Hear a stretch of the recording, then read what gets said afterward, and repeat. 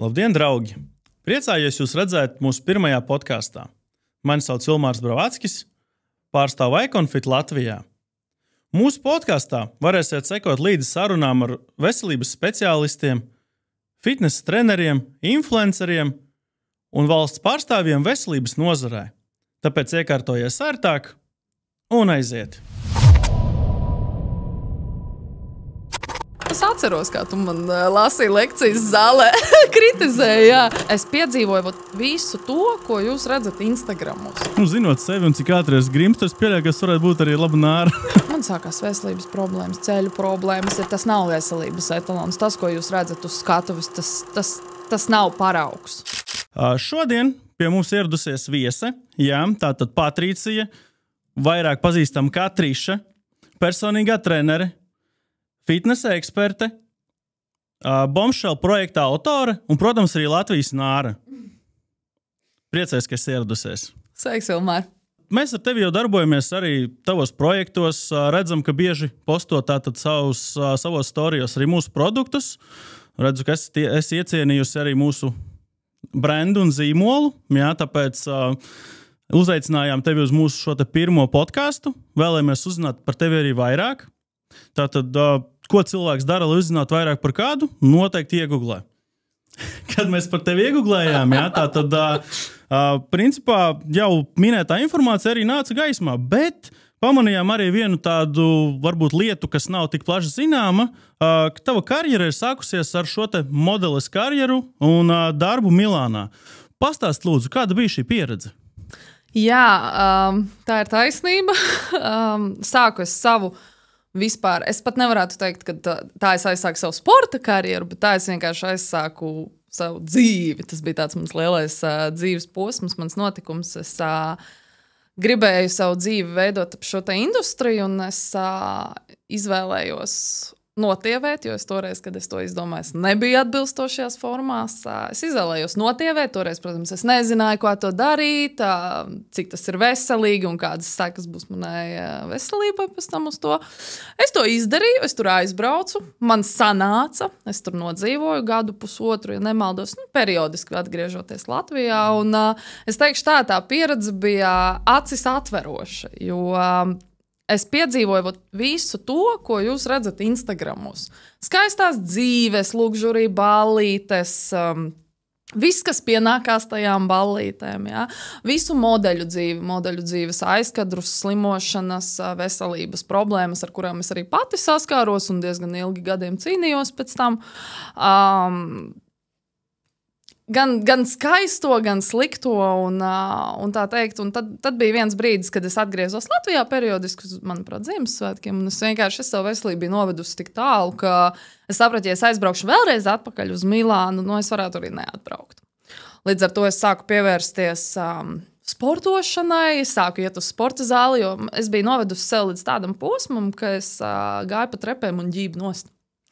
Līdz ar to es sapratu, ka kaut kas ir jāmaina, un tā teikt, sāku doties uz sporta zāli, interesēties par veselīgu uzturu, un tā tālāk, līdz es nonācu pie apgaismības, ka man ir jāmācās, un ka man patīk sporta zālē būt un eksistēt, un ka es gribu to darīt ilgstoši un pilnvērtīgi, un tad es iestājos stradiņos.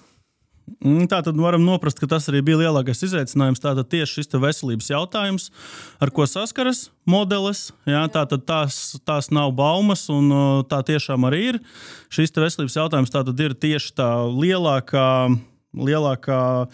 lielākais izaicinājums, teiksim tā. Un tad skaidri redzams, ka pēc jūs teiktā, tad tas arī tas bija iemesls, kāpēc mainījāt uz fitnesa nozari. Labi, kāpēc tieši stradiņi? Kāpēc tieši izvēlējāmies sākt fitnesa karjeru stradiņos? Toreiz bija divas izvēles, vai no LSPA, jā, es pareizi pateicu, LSPA, jā, vai stradiņi. Tagad, manuprāt, jau ir visādi kursi un viss kaut kas pieejams, jo toreiz, kad es studēju, tas jau bija 10 gadu atpakaļ. Atsauksmes, ko es biju dzirdējusi gan no studentiem, gan vieta, kur tas atradās, gan no pasniedzējiem. Es pat nedomāju divreiz. Līdz ar to es devos uz stradiņiem, un arī ģimenē ir ārsts. Ārsts arī ir no stradiņiem, mēs ģimenē visi tādi līdz ar to. Un Bija tikai viens variants. Es noteikti neapsveru nekādus kursus, jo es gribēju šim pieiet tiešām ļoti nopietni, ņemot vērā, ka es ļoti nopietni biju sačakarējusi sevi, es ļoti nopietni gribēju atčakarēt atpakaļ. Jā, un tā es tur nokļuvu. Cik krasi iegūta izglītība, zināšanas mainīja tavu pieeju tieši saistībā ar veselību, zinātni, sportu? Cik krasi bija šita pārmaiņa? Es teiktu tā, ka kā jebkura universitāte, viņa tev dod pamatzināšanas, un viņa tev dod iespēju būt pareizajā vidē. Tāpat kā izdarīja arī mana universitāte. Es iepazinos ar cilvēkiem, ar sportistiem, ar jauniešiem, kam interesē tas pats, kas man. Pirmkārt, kopīgi domu biedri. Otrakārt, mēs arī joprojām pat kontaktējamies, reizēm aizjām uz sporta zāles. Noteikti viņus arī kā trenerus redzu šur tur. Jā, un, pirmkārt, universitāte tev iedod bāzi, bet tas, vai tu būsi labs savā jomā, un, ja tu attiecīgi arī vēlies strādāt tajā jomā, tas ir atkarīgs tikai no tevis paša. Ir atkarīgs no tā, ko tu dari universitātei aizkadrā. Vai tu pats trenējies, vai tu pats interesējies par profesionālo sportu, teiksim, jā, par to, kā mainās cilvēka ķermenis, par to, ko var papildus mācīties tam klāt. Teiksim tā, vai tavi hobiji sakrīt ar to, ko tu dari universitātē, tad tas ir tā vieta, kur tev jābūt. Un es toreiz arī atceros, ka viss tas, ko es darīju, tas vienkārši viss sagāja tā kā burka ar vārciņu. Man viss bija kopā. Viss bija kopā, un es biju īstajā vietā. Un es jūtos, tā pieredze, visa, ko es ieguvu, es teikšu tā, es ļoti daudz ieguvu patiesībā no čaļiem, ar kuriem es mācījos kopā. Jo mēs ar viņiem trenējāmies kopā, un es augu tādā vidē, kur mani trenēja puiši. Starp citu, tevi arī es pazīstu, ja? Es jau tevi pazīstu kopš tā laika, kad es sāku mācīties patiesībā, un es sāku iet uz treniņu zāli nopietni. Un es atceros, kā tu man lasīji lekcijas zālē. Kritizēji, jā. Kā es to daru nepareizi. Un tā šī pieredze patiesībā arī rodās. Un es esmu ļoti laimīga, ka es tam izgāju cauri kaut vai asu un sāpīgi sākumā, jā. Kā jauna meitene. Tomēr šī industrija šķiet tāda nedaudz vīrišķīga, jā. Un tās alfas, kas tur staigā. Bet es teiktu, ka man ļoti paveicās, ka es biju tieši tādā vidē, jo tas man iedeva to, ko es neredzu patiesībā mūsdienās vairāk jaunajos treneros. Visi iziet kaut kādus kursus, gumiju vingrinājumus, un tā teikt, mēs visi esam treneri, jā, bet es teiktu, ka es vēl esmu vecā kaluma. Un iet uz grupu nodarbībām. Grupu nodarbības. Nevaru neko sliktu pateikt, jo es vadīju kādreiz grupu nodarbības, bet tas jau bija pēc tam, kad es biju ar tevi iepazinusies, līdz ar to es jau zināju, ko teikt meitenēm, jā. Nē, grupu nodarbības, viņām nav nekāda vaina, bet bāze ir bāze, kas jāiemācās visiem, un tam ir jābūt pamatam, jo, nevelti to sauc par bāzi. Tas ir pamats visam. Un ne visi treneri arī grupu nodarbībās pievērš tev tādu uzmanību, kā tu iegūtu, teiksim, vai individuāli, vai arī pats trenējoties, jā, viss kaut kas tur nāk ārā no tām grupu nodarbībām. Jā, dažādi viedokļi, dažādi treneri un arī nodarbības, jā. Ok, lai kā par fitness nozari arī ir skaidrs, kur tas aizsākās. Tātad modele, fitness, Latvijas nāra. Tātad, kā radās interese par nārām un kas iedvesmoja kļūt par nāru? Kā jebkurš jauns cilvēks, es vainošu savu māti. Kad es biju galīgi jauna, mazs bērns, man mamma lasīja, kā pasakas, kā jau visām meitenēm, un es biju meitene, kam patika princešu pasakas, es noteikti nebiju tur mašīnas un policijas, es biju princese, un viena no šīm pasakām bija mazā nāriņa, un cik es saprotu no mammas, tā ir tā, kas man paķēra visvairāk. Un šo te savu, nosauksim to par apsēstību, es jau tā kā gadiem man tas iet cauri. Un es atceros, ka es biju arī maza, un es tur biju sev astes šuvusi pati, jo, es gribēju, bet tā kā es esmu augusi ar mammu, man ir audzinājusi vienu, līdz ar to viņa ir strādājusi 2 darbos, un tie līdzekļi, protams, visi ir bijuši vienmēr ierobežot. Līdz ar to, tā kā es nekad dzīvē negaidīju, ka man būs šādas iespējas, jo es atceros, es toreiz, jūs noteikti zinat, bija tas seriāls H2O, kur tās meitenes ar astēm peldēja. Jā. Un līdz ar to es jau toreiz sapratu, ka ir cilvēki, kas ar to nodarbojas. Un es visus šos gadus biju sekojusi tam līdzi, skatījusies, ir tādas meitenes, un es nekad dzīvē necerēju, ka man būs tāda iespēja, vai ka vispār es līdz tam aizkļūšu. Un tad bija dzīvē viens tāds ceļojums. Es aizbraucu uz Baliju, aizdoju uz Baliju, Un es domāju, pārbaudīt, vai tur gadījumā nav šī opcija iemācīties būt par nāru. Man tāds, šeit ir. Un tur es arī to izdarīju. Tur bija speciāls kurs. Man ir certifikāts, es esmu advancēta nāra. Man ir augstākais certifikāts. Nākamais ir tā teikt instruktors tikai. Un par cik man pirms tam es jau esmu certificēta daivere ar akvalangu, es nirstu jau vairākus gadus. Līdz ar to man tā ūdens tēma bija tuva, es nebaidījos, man bija interesanti, tas bija kaut kas jauns. Un, attiecīgi, savukārt no nāras es pēc tam aizgāju uz frīdaiveriem, jo būtībā, lai tu būtu laba nāra, tev ir jābūt labam frīdaiverim. Tāpēc, ka tas ir tas pats nāra, tas ir tas skaistais moments, kad tu bez maskas, bez nekā, bet tev jau jāprot to elpu aizturēt un tādas lietas. Jā, bet, manuprāt, viena no tādām sastāvdaļām, kas arī interesē noteikti skatītājiem, ir aste.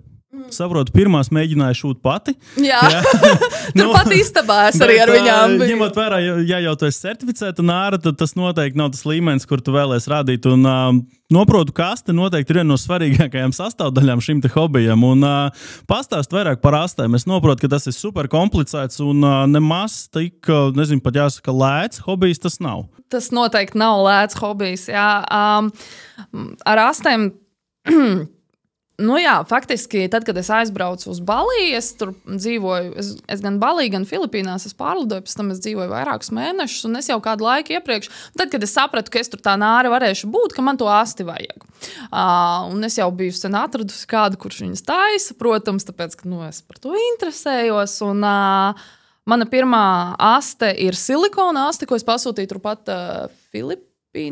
Viņas atsūtīja uz Filipīnām, taisīja viņas Ķīnā, viena speciāla kompānija, kas ar to nodarbojas. Tāda aste maksā 2,500. Cik viņas svar? 12 kg. Tātad peldam, nirstam un lāsta 12 kg. Tas vēl nav viss, lai tu nogrimtu ar to asti, tev apsiena tāpat kā daivingā. Tos betona klučus, akmens klučus, respektīvi, tev ir josta ar svāru, tev ir asta 12 kg, un tev nav boja, tev nav nekādi uzrocīši. Tu vienkārši, tev sasien kopā kājas, jo tur iekšā ir plēzna, monoplēzna, respektīvi, kur tu ieliec kājas. Tev ir asta, tev ir akmeņi, un tu vienkārši ceri, ka tu uzpeldēsi. Zinot sevi un cik ātri es grimstu, es pieļauju, ka es varētu būt arī laba nāra. Es domāju, tu varētu tur palikt un apakšā pagulēt. Jā, lai tik nebūtu problēmas, noteikti nē. Nē, un pārējās astes, kas man ir auduma astes, kas ir sūtīts no vienas konkrētas kompānijas. Konkrētā kompānija atrodas Havaju salās, līdz ar to, kamēr viņa nonāk līdz Amerikai, no Amerikas man ir meitenes, kas dzīvo Amerikā, kurām es vienmēr lūdzu un kas man palīdz šo te pārsūtīt uz Latviju. Līdz ar to tas atkal ir vesels process. Pirmkārt, tas ir, dārgi šī te aste, pirmkārt visa pārsūtīšana, otrkārt uz Latviju to visu atsūtīt. Un tad pēc tam tu ceļo ar to visu, respektīvi tu vēl maksā par papildus bagāžu, jo tev ir šis te inventārs līdzi un tāda man tā dzīve. Es visur dodos, protams, ar savu ekipējumu. Arī tagad, kad es esmu freedivers, es dodos visur arī ar pleznām vēl, ar 2 pleznām, ar asti, ar monopleznu. Man ir čemodāns, un čemodānā, ja es braucu uz siltajām zemēm, tad man ir 2 kleitas, 1 bikīni un pilns ar inventāru. Ok. Klau, ņemot vērā, ka tā ir niršana, cik dziļi? Kā freedivers mans dziļākais nirums ir 25 metri, 25,9. Kas ir es gada laikā to uztrenēju. Es teikšu tā, tad, kad es to Filipīnās pamēģināju pirmo reizi, protams, ka es tagad atskatoties tiem video, man ne tehniskais izpildījums ir pareizs, ne tur. Es ļoti daudz varu salīdzināt. Tagad man Latvijā ir treneri, Latvijas labākā trenere, jā, ar Latvijas rekordu rezultātu jūlijā. Un es pie viņas trenējos, un viņa man ir veiksmīgi gada laikā dabūjusi līdz 25 metriem, kas ir, man pašai neticās pilnīgi.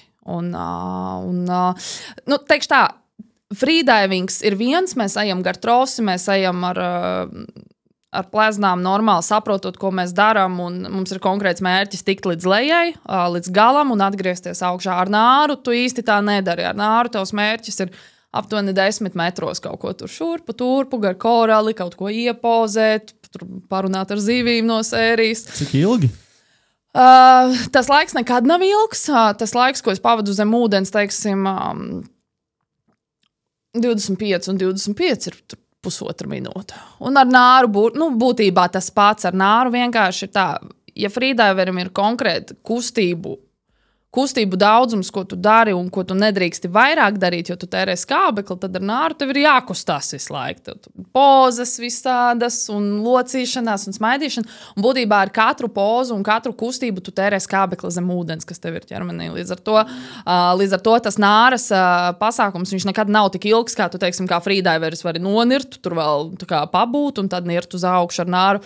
Tu ienirsti, atpakaļ, ienirsti, atpakaļ. Tāda ņemšanās. Kā kopumā šis nāras tēls ir ietekmējis tavu, fitnesa karjeru, influencēšanu? Vai ir no tā bijis tāds arī reāls ieguvums? Cik daudz cilvēki ir pieslēgušies papildus, atbalsta tevi? Vai arī, vai tas ir pienesis papildus auditoriju? Es teikšu tā, es šo te hobiju nekad neaizsāku ar mērķi pelnīt naudu vai kaut kā speciāli kaut kur uzstāties vai kaut ko darīt. Es to darīju, tāpēc, ka man bija šāds sapnītis un man likās, ka man ir iespēja to beidzot piepildīt un es to paņēmu, es to izmantoju vienkārši. Tas, ka tas ir kļuvis par kaut ko vairāk un ka man ir bijusi iespēja gan palīdzēt cilvēkiem, bērnu fondam konkrēti, jā, gan arī žurnālos es esmu bildējusies ar to asti. Gan arī, kā man nesen uzrakstīja viena sieviete, kad viņa man piesakoja, jo viņas meita tā teikt fano, un viņa man piesakoja, un tikai dēļ tās nāras viņa tagad ir bijusi manā Bombshell projektā. Un es pieļauju, ka tas nav, ka viņa nav vienīgā. Es pieļauju, ka viņa nav vienīgā. Lieliski. Klau, par Bombshell. Kā radās ideja par Bombshell un kā tas ir attīstījies pēdējo gadu laikā? Teiksim tā, sākums pēc tam, kad es atgriezos no Milānas, es sāku trenēties, izmācījos, sāku vadīt savas pirmās grupu nodarbības. Es biju ļoti laba trenere, es teikšu tā, es neslēpšu. Un es sāku, bet man sāk ierobežot tas, ka man jābūt vienmēr kaut kur konkrētā laikā, un katreiz ir kaut kādi jauni cilvēki, man gribējās kaut ko savu. Un toreiz, cik tas ir kaut kādi 7 gadu atpakaļ aptuveni, es sāku veidot tādus savā sporta zālē, kur es strādāju. Toreiz Lady Fitness bija tāds maziņš. Grupu projektus. Man bija projektos no 8-10 meitenes. 8-10 meitenes, un mēs uz vietas tikāmies konkrētos laikos. Es taisīju šos te apļa treniņus, mums bija dažādi sponsori, man tur sponsorēja jogurtiņi, un tur šokolādes, un šampūni, un tādas lietas. Un es sapratu, ka man tas ļoti patīk, un tā man auga šie projekti kā uz vietas tie, kas bija. Ja? Un man bija arī papildus privātie klienti. Viss bija ļoti skaists, 19. gads bija ārkārtīgi skaists, un tad vienā brīdī, kā mēs visi zinām, bija Covid. Un tad, kad sākās Covid, tad es teikšu, ka es domāju, ka es palikšu bez nekā, tāpēc, ka tas bija ārkārtīgi smags posms manā dzīvē, jo es biju tikko. Tas bija tas moments, kad es biju savā vietā, es biju ar savu auditoriju, es biju ar saviem cilvēkiem, es sāku attīstīt savu Instagram. Un pēkšņi vienkārši vienā dienā viss ir cieta. Un es nevaru ne strādāt, ne man nav ne platformas, nekā. Un līdz ar to tajā brīdī es dzirdēju, kā daudz treneri paliek bez darba un arī maina savu nodarbošanos. Ļoti daudzi arī no universitātes, kas man bija draugi, kas bija treneri, ar to arī viss beidzās un aizgāja citu dzīves ceļu. Manā galvā bija tāda opcija, vai es daru to pašu, vai es izdomāju kaut ko jaunu. Un tajā brīdī es sāku domāt par online projektiem, kas, protams, arī sākuma fāzē nebija nekas dišs un grandios, ja mēs tagad salīdzinām ar Bombshell, jo es ļoti lepojos ar to, cik mēs tālu esam ar Bombshell nokļuvuši. Tad, pakāpeniski, jā, šī Covid laikā es sāku vienkārši gan filmēt video, gan runāt ar meitenēm, un tā tas ir izaudzis līdz tam, kas tas ir pašlaik. Un kādas tās galvenās aktivitātes un tieši, programmas, kas tiek piedāvātas dalībniecēm, varbūt var pastāstīt par to nedaudz vairāk, kas tieši tajā projektā ir? Ar projektu ir tā, uz doto brīdi. Mums ir platforma. Platformā tev projekta laikā, projekts ir 6 nedēļas. Platformā tev ir pieejami gan mājas, gan gym treniņi. Respektīvi, meitenēm ir iespēja izvēlēties vai vienu, vai otru, vai miksēt. Atkarībā no tā, cik ērti ir ikdienā. Nākamais ir sabalansēts uztura plāns. Katra meitene aizpilda par sevi anketu pirms projekta, kur viņa norāda gan par sevi savus datus, savus parametrus, gan arī veselības problēmas. Un tad jau automatizēti šī ēdienkarte aiziet pie viņām, kas ir tieši viņām atbilstoši, ja? Un arī uz mērķi, jo manā projektā ir 3 dažādi mērķi. Tev var būt mērķis notievēt, tev var būt mērķis uzturēt, ka tu gribi būt vienkārši, tu gribi palikt tur, kur tu esi, bet tu gribi seksīgāk palikt, es teikšu tā. Teikšu tā, kā ir. Un tad ir meitenes, kuras gribu uzņemt, kas, protams, ir vislielākais izaicinājums, jo 6 nedēļās uzņemt svaru ir ārkārtīgi grūti, bet es varu lepoties un likt roku uz sirds, ka mums ir izdevies ar dažām to izdarīt. Un tie rezultāti ir tiešām efektīvi un skaisti. Un plus katru nedēļu ir check-ins. Meitenes iesniedz arī bildes pirms projekta 3 bildes un projekta beigās 3 bildes.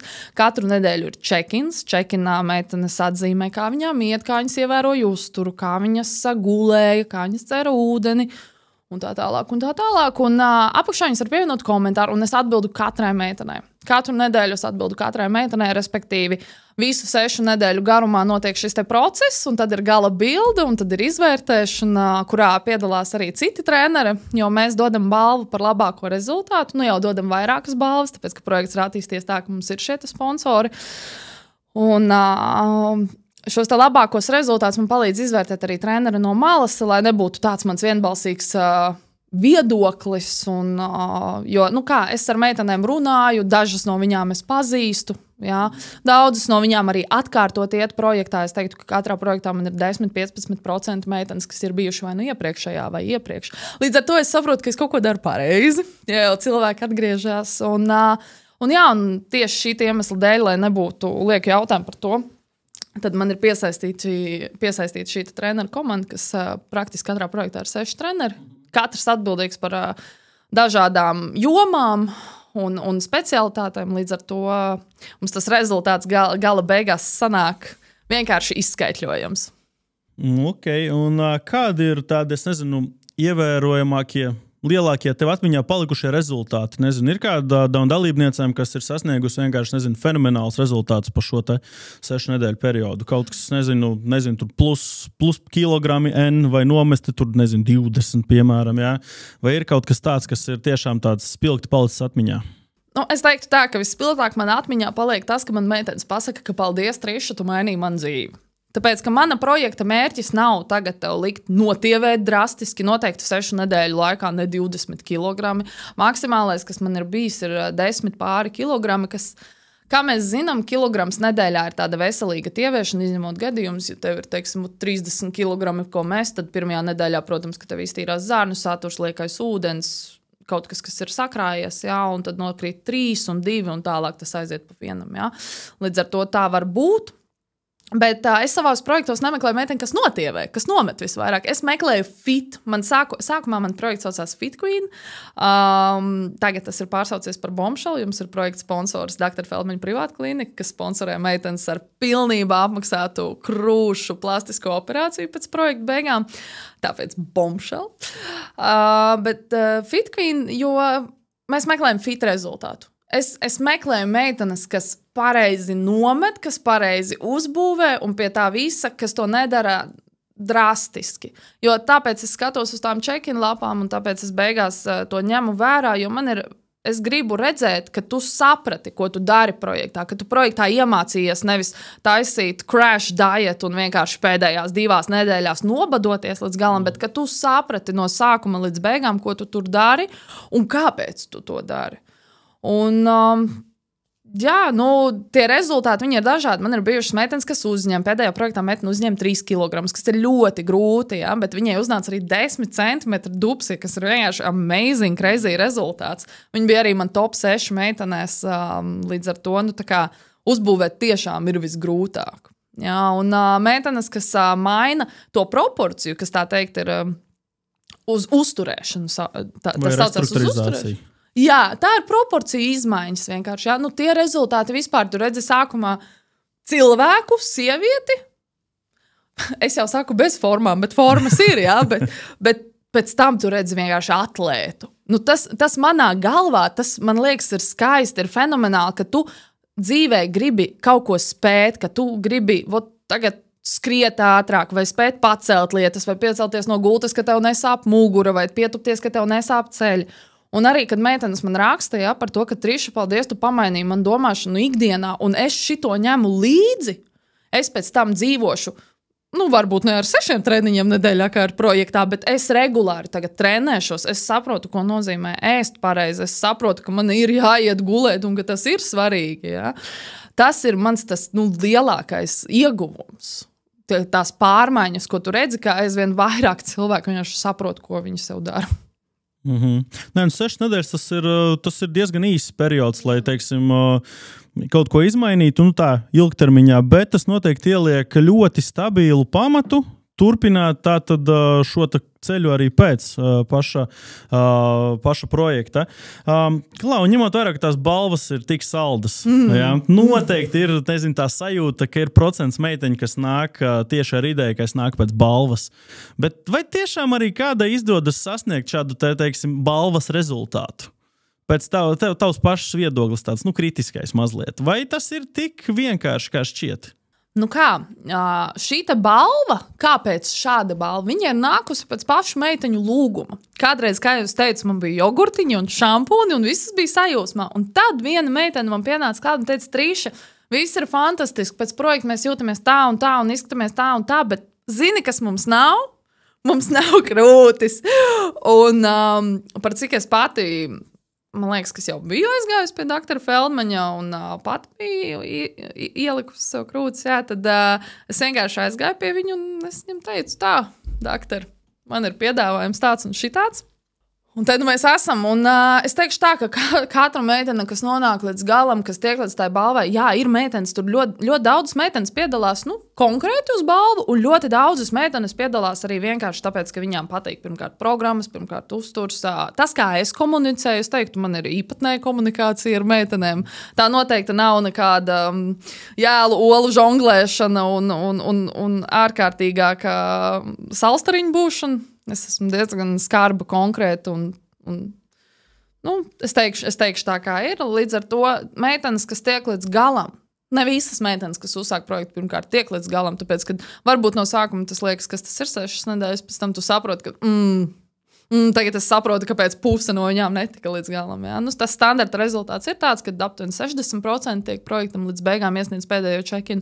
Bet pat pēdējo check-in iesniedzot ar meitenes, kuras saka, paldies, es negribu pretendēt uz balvu, tu man iedevi ļoti daudz. Es tagad saprotu, kā dzīvot, bet šis nav priekš manis.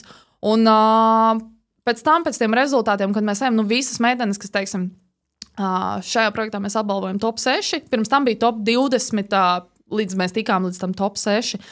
Meitenes, kas ir top 20, viņas visas tur ir izlikušas sevi līdz pēdējiem. Viņas ir strādājušas kārtīgi, check-in lapas, tur visas ir skaistas, tur prātīgi, visas strukturizēti, tā kā es teicu iepriekš. Ja? Un līdz ar to viņas visas tomēr cīnās par to balvu. Un, ja es varētu, es iedot katrai goda vārds. Bet es teikšu tā, es esmu laimīga par to, ka man ir šāda iespēja, un mēs jau dodam ne tikai galvenajai balvai, bet 2. un 3. vieta mums ir 1000 eiro dāvanu kartes, par cik es esmu vienīgā, kas to dara Latvijā, arī, manuprāt, jau Baltijā. Es neesmu vismaz dzirdējusi. Es ļoti lepojos ar to, ka pirmkārt man ir meitenes, kas mani atbalsta un kas man uzticās, kas uzticās projektam, kas atgriežas projektā, un ka mēs to vienkārši varam izdarīt. Ka mēs mainam dzīvi par vieniem pupiem reizē. Es pieļauju, ka tas arī, teiksim, uz to sieviešu veselību un pašapziņu arī atstāja diezgan pozitīvu iespaidu. Un pat rodas sajūta, pieņemsim, sekojot sociālos tīklos, jā, arī mēs, ņemot vērā, ka mēs atbalstījām tevi arī pēdējā projektā, teiksim, pat ne pēdējā, jau vairākos Iconfit sponsorē vairākus bombshell projektus.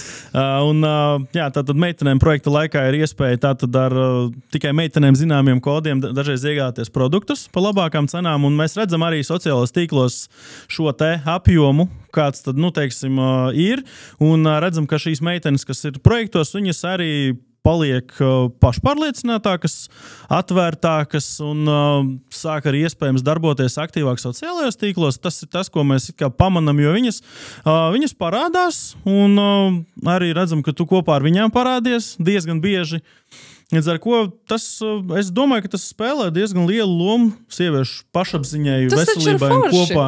Tieši tā, jā. Tas ir ļoti, ļoti iespaidīgi, teiksim tā. Tas ir tas, par ko es runāju, ka mani projekti maina ne tikai to, ka, tur būs kādai krūtis, vizuālas izmaiņas, bet to domāšanu, ka tu vari justies brīvi, ka tev nav jābaidās no svaru zāles, ka tu tur vari iet, ka tu vari sevi filmēt, ka tu vari ierēkt, ka tu vari ar trīšu patrenēties, tāpat arī, kāpēc jūs esat sponsori, jo es meitenes arī izglītoju par šo te uzturu papildus, uzturu bagātinātājiem, un meitenes arī sāk saprast un nebaidīties no tā, jo ļoti daudz, tā kā jau ilgus gadus mums ir tie pieņēmumi, ka tas ir slikts un tā nevajag, un to sievietei nevajag, un sievietei vajag tikai pa skrejceliņu skriet un labākajā gadījumā proteīna kokteili izdzert.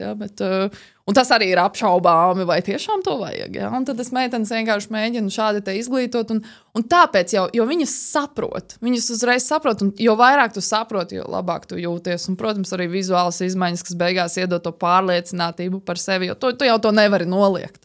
Tu nevari noliekt to, kas reāli notiek. Un tad tev gribās arī ar citiem padalīties. Viņas kļūst aktīvākas un atvērtas. Un arī meitenes pēc projektiem mani apciemo, atnāk pie manis zālē atrādīties, patrenēties. Šodien arī bija.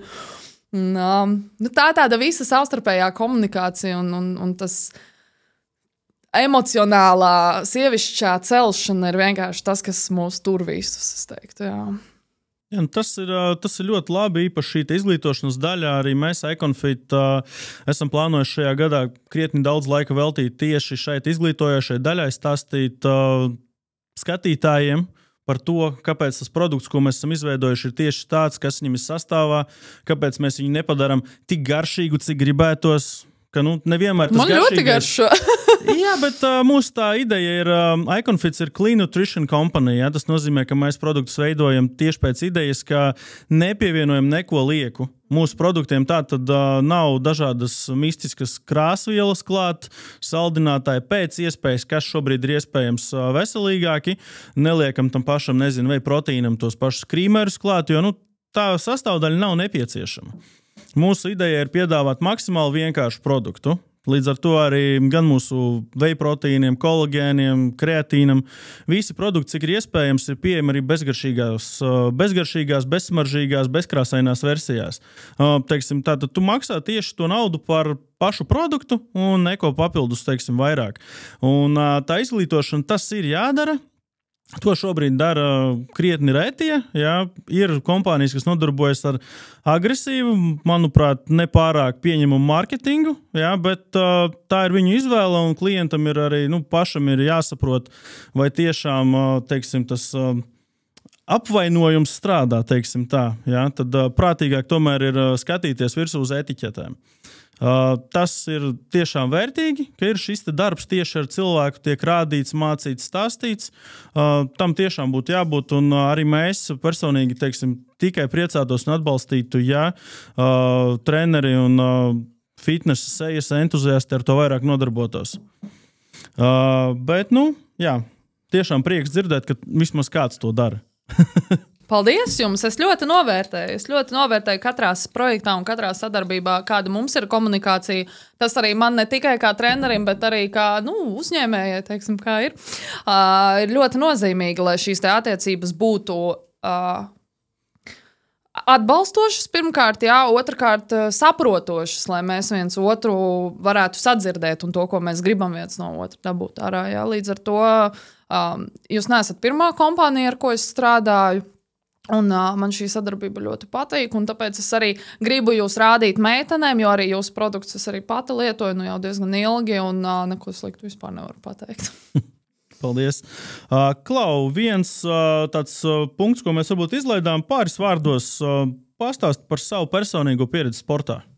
Pēc tam, kad es biju sačakarējusi, es vispār pirms tam, kādreiz, pirms es izdomāju kļūt par modeli, es nodarbojos ar vieglatlētiku, ar skriešanu, ar skriešanu, ar garajām distancēm. Es pat vienu brīdi Latvijā biju top 3-niekā, 16 gadi, kad man bija, es biju top 3-niekā uz 5000.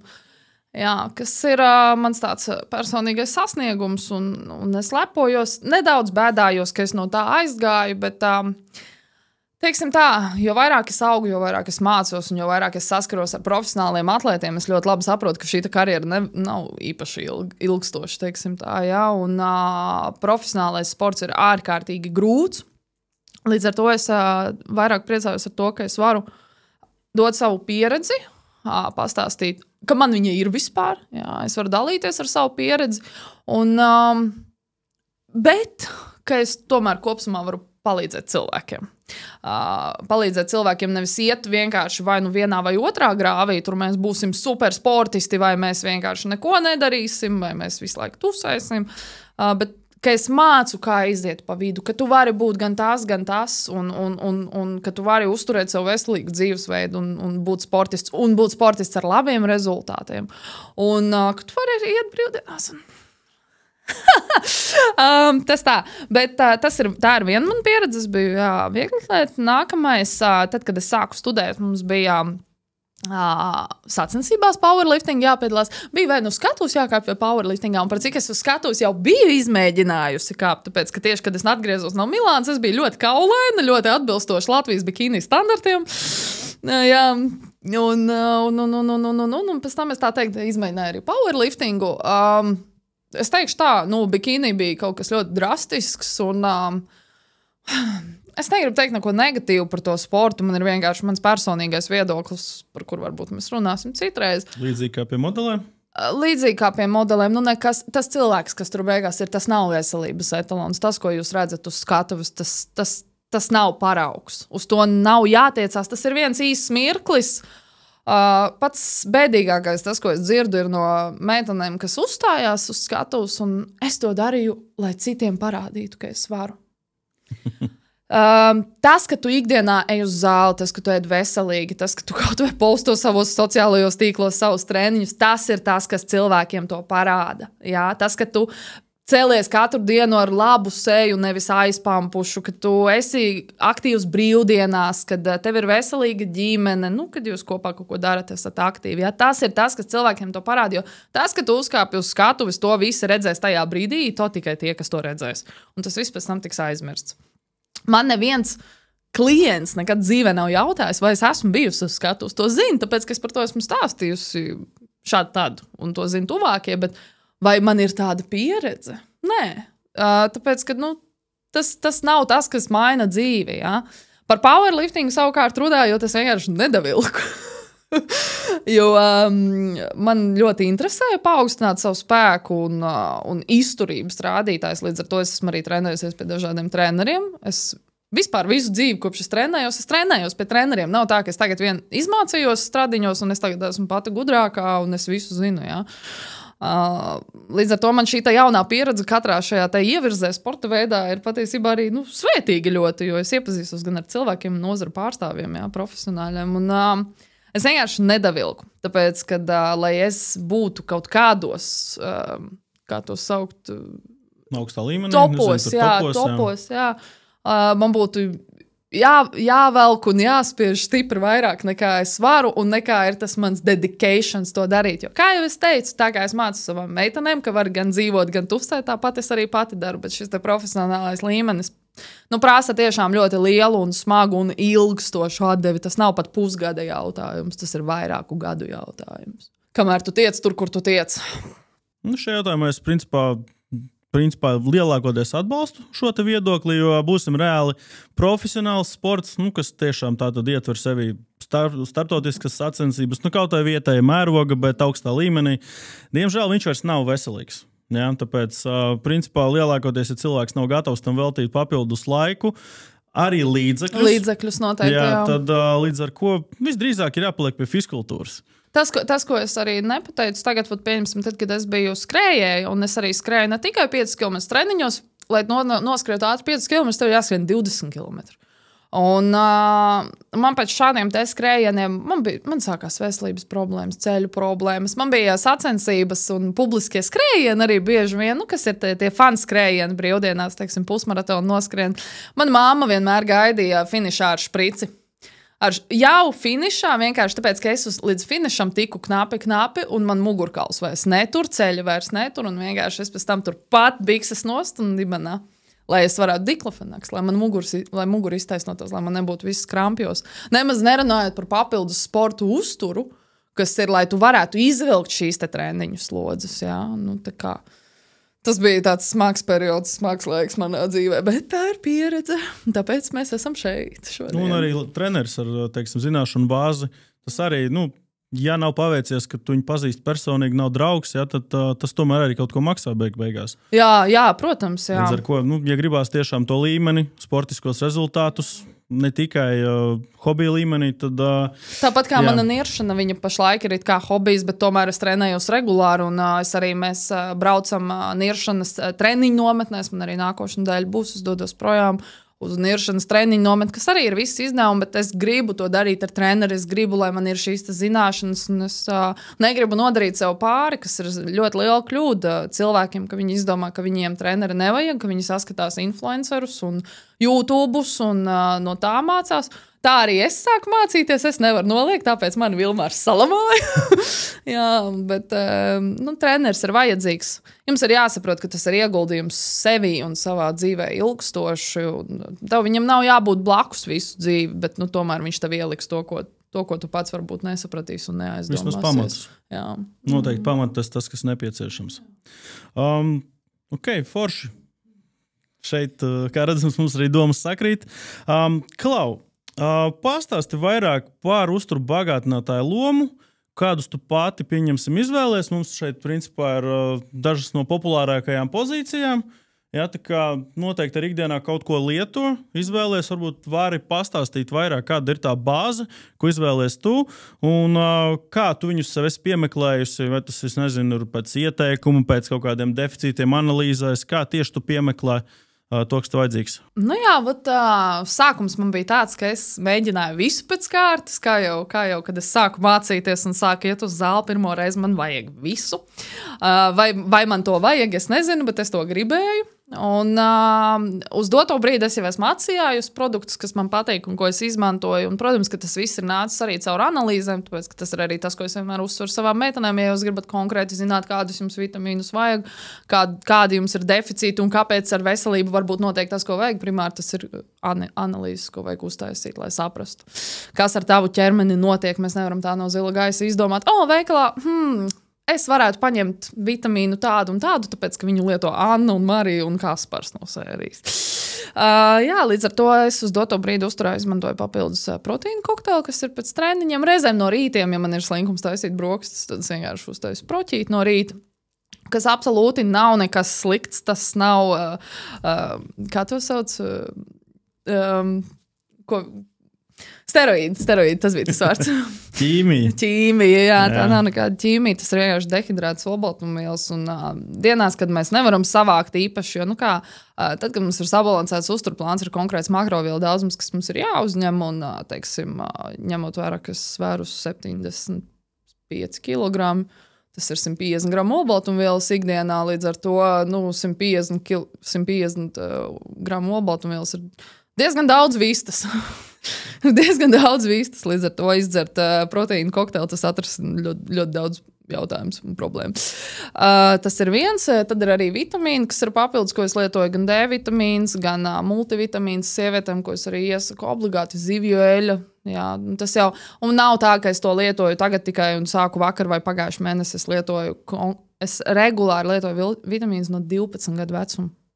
Papildus. Man toreiz bija arī ārkārtīgi liels veselības problēmas. Jau toreiz, tāpēc, ka, pirmkārt, mums nebija šī izglītība Latvijā vēl toreiz, kad man bija 12. Daudz nezināja, ka nevar bērns pārtikt no pelmeņiem un pankūkām. Bet es biju tas bērns, kas no tā pārtika. Un, respektīvi, man sākās viss kaut kāds mūžīgās iesnas un tādas lietas. Un tad, kad mūsu dzīvēs ienāca pirmie uzturbagātinātāji, tad mēs sākām ar to, un tas atrisināja atkal ļoti daudz problēmas. Respektīvi, multivitamīns, zivju eļļa, D vitamīns. Magnīs varbūt? Magnīs noteikti, jā, īpaši pēc lielākām slodzēm, vai arī, kad es sliktāk guļu magnīs noteikti, un arī locītavām. Tāpēc, ka tīri arī tādēļ, ka es toreiz tievēju drastiski, es 3 mēnešos nometu 15 kg, man nebija pat 18 gadu. Priekš manis tas toreiz bija daudz. Jā, pavasarī pat nebija 3 mēneši, 2 mēneši. 2 mēneši. Un es biju neveselīgā svarā, es uz savu 1,76 m biju 53 kg.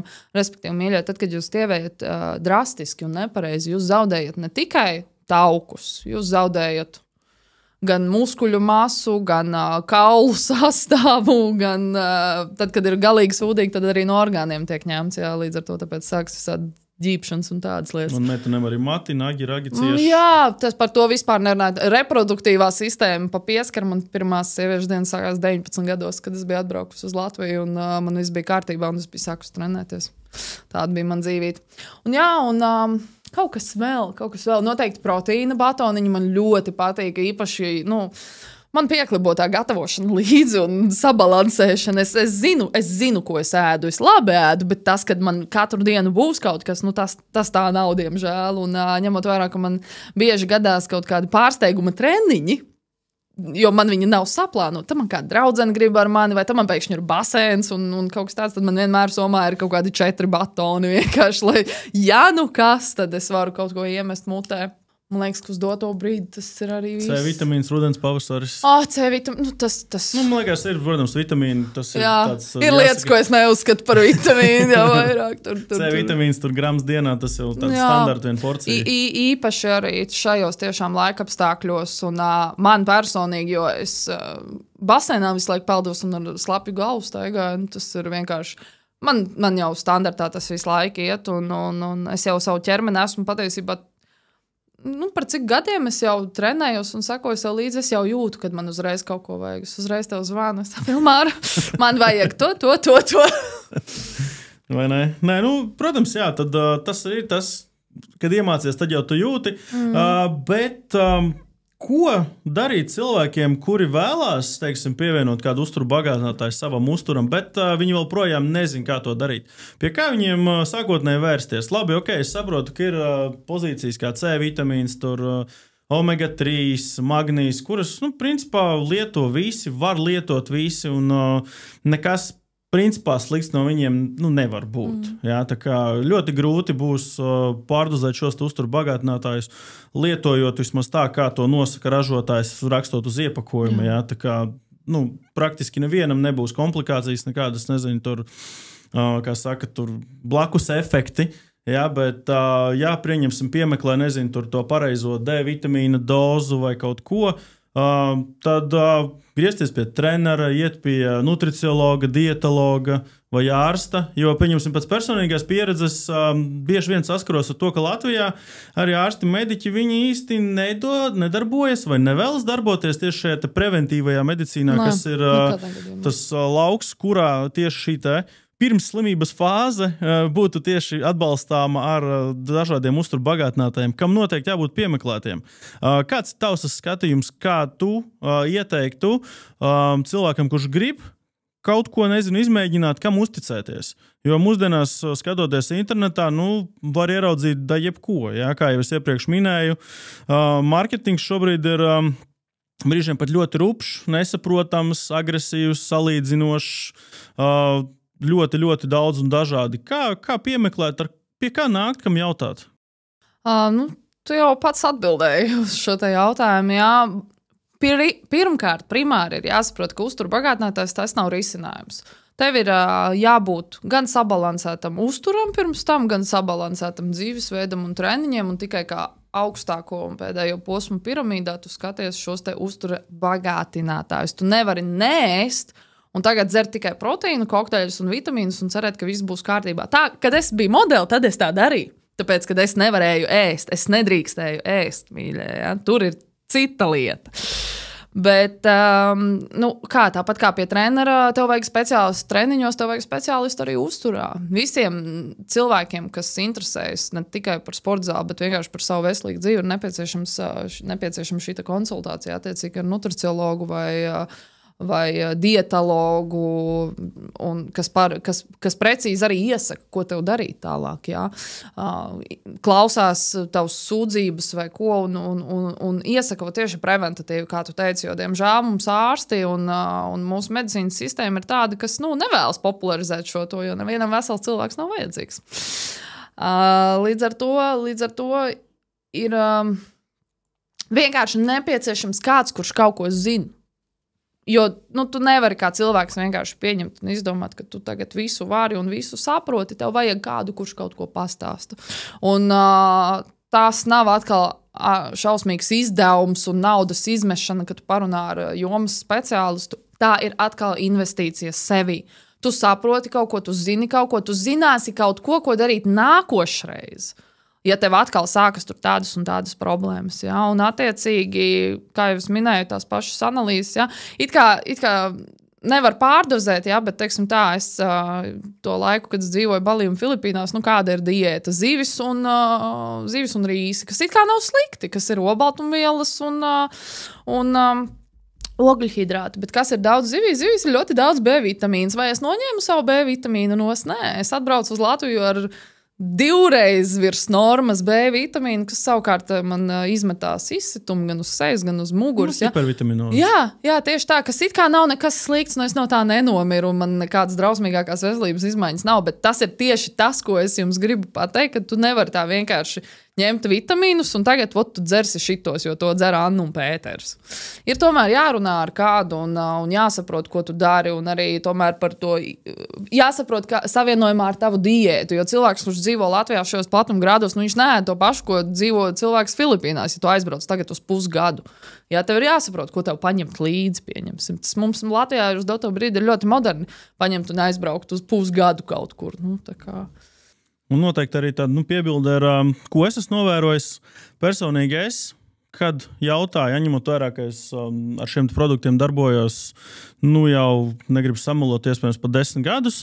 Noteikti, ja arī izvēlamies kādu, kas iesaka ko un kā, izvērtējam ļoti kritiski, kāda viņam pašam ir saistība ar šo produktu. Jā. Jo šobrīd lielam redzam to, ka influenceri, ne visi, jā, ir ļoti liela daļa apzinīgi kritiski, un arī tie, kas no sērijas iesaka izvairīties no papildus produktu lietošanas, jā, tā ir cita pieeja, bet ir tādi, kas pa lielam, jāsaka, ir pārdevušies un reklamē noteiktu produktu. Jā, tas būtu vairāk arī... Tas ir tas, ko es teicu, speciālists.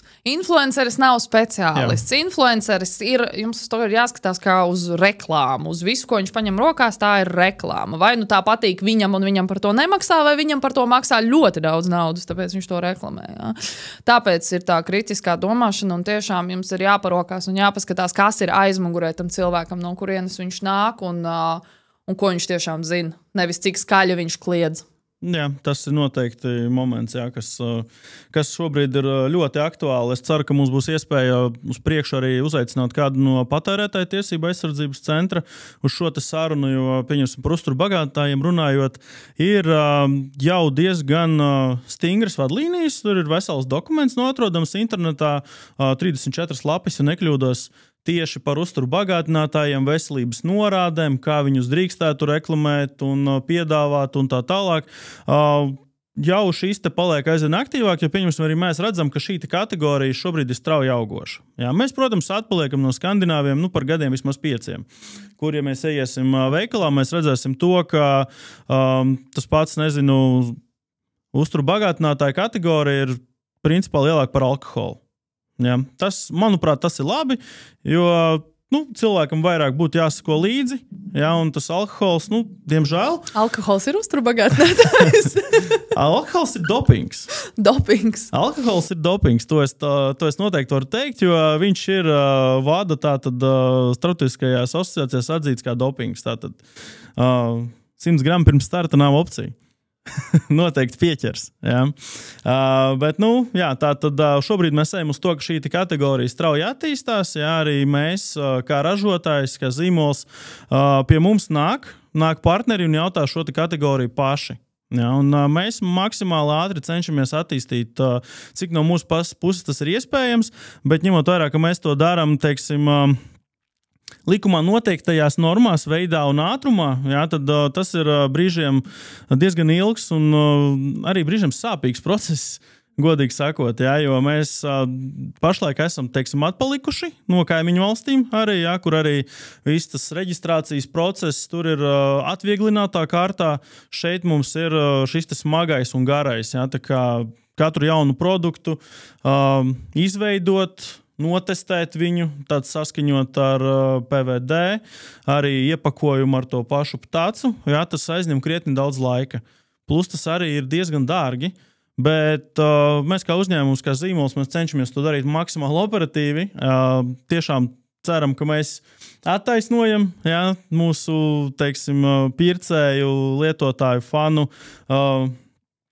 šīs te ekspektācijas. Un tiešām redzam, ka ir strauji augoša šī te nozare. Interesanti, kas būs tālāk. Tiešām sekosim līdzi, mēģināsim arī vadīt kādu no šiem segmentiem, un piedāvāt tiešām kvalitatīvu, tīru produktu, cik tas ir iespējams skaidrot. Apmācības. Tas cilvēki ir jāizglīto šajā jomā. Tas ir tas, kas ļoti arī mums pietrūkst kvalitatīvas zināšanas. Ne tikai vienkārši jauns un kvalitatīvs produkts, bet kvalitatīvas zināšanas, un tas ir tas, ko es arī ceru, ka jūs šeit attīstīsiet. Jo vairāk cilvēku par to sāks runāt un sāks interesēties, jo gudrāk būs mūsu tauta. Tas ir arī galvenais. Jā, noteikti. Klau, tuvojamies beigām. Varbūt ir kādi ieteikumi, kurus vēlies dot cilvēkiem, lai uzlabotu savu pašsajūtu, ķermeni, formu, veselību? Ir kaut kas tāds, ko noteikti vajadzētu atcerēties katram?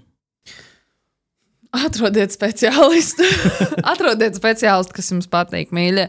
Mēs ļoti labi zinām, ka cilvēku treneru, uzturu speciālistu, nutriciologu Latvijā, ne tas, ka pasaulē Latvijā ir ļoti daudz, un katram tomēr ir savs cilvēks, un tam cilvēkam, kas tevi ieved šajā te veselīga uztura un sporta, fitnesa pasaulē, viņam ir jābūt tādam, ar ko tu vari komunicēt, cilvēks, kuru tu dzirdi, kuru tu saproti un kura informāciju tu uztver, Līdz ar to tas ir pirmais solis, un pēc tam attiecīgi ievērot visu to, ko mēs sākam, jo mēs jau gribam, lai jums ir labāk. Vismaz labie cilvēki, labie treneri. Tā kā man tomēr arī tāpat kā manos projektos man interesē, lai meitenes jūtas labi un sasniedz šo te rezultātu, un nevis vienkārši uztaisīt projektu un forši dzīvojiet savu dzīvi. Tomēr ir jāatrod šī te kopīgā dziesma un pareizā katram ar savu speciālistu. Un, jāpievērš uzmanība ir daudzām lietām, par kuras bieži mēs tā teikt noliekam otrajā plānā aptuveni, tāpēc, ka mums ir darbs un tāpēc, ka ir bērni, tāpēc mēs miegu izslēdzam, tāpēc, ka mums nebija laika sagatavot sev ēdienu līdzi, tāpēc mēs tagad iebrauksim Statoilā un apēdīsim kaut ko vai Ķirsonā. Un, tur arī tās izvēles, mainot šīs te ikdienas mazās nianses, dzīve var mainīt ļoti krāsi. Un tas patiesībā prasa tikai nedaudz eforta, bet ar kaut ko ir jāsāk. Un ar kaut ko ir jāsāk, un ja mēs gribam dzīvot, izskatīties un justies citādā, kā mēs jūtamies tagad, tad kaut kas ir jāmaina, un tas ir tikai jūsos pašos šī te iespēja. Un kur tu iesaki cilvēkiem meklēt šo te motivāciju, vai to darīt, es nezinu, ar kaut kādu, tur varbūt sākt ar nedaudz paškritikas, meditāciju, iespējams uzreiz iet pie kāda, kas tevi dzenā.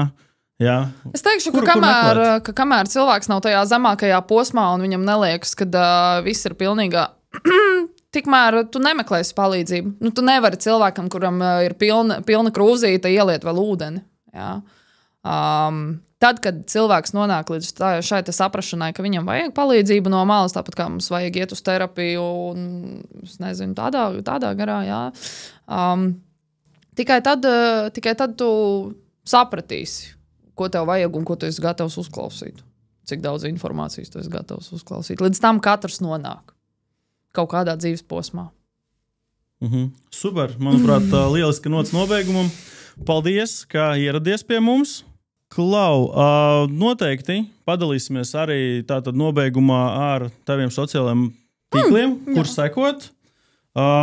Principā, Triša. Jā, un noteikti dāmas piedalās Bombshell. Lieliskas balvas, lieliska pieredze.